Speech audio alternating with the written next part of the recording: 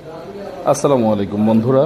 এই মুহূর্তে আমি আছি মাওয়া, ঠিক মাওয়া ব্রিজের পাশেই, নদীর একদম কাছাকাছি।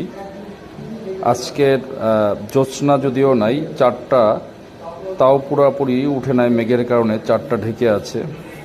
তারপরে যতটুকু চাঁদের আলো পাওয়া যায়, চাঁদের আলোতে পদ্মা নদীর বৈচিত্র্য আপনাদের সাথে তুলে ধরার জন্য ভিডিওটা আসলে করা।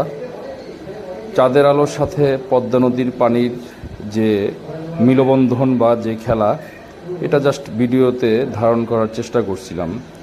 ঝিরিঝিরি বাতাস গায়ে লাগতেছিল, সেই সাথে পদ্মা নদীর সৌন্দর্য চাঁদের আলোতে উপভোগ করা এর আগেও হয়েছিল। আজকেরটা একটু ডিফারেন্ট মনে হয়েছিল। এর পরপরই পাশেই ছিল হচ্ছে স্ট্রিট ফুড, সেগুলো খেলাম। এটা হচ্ছে পেয়ারা মাখানো,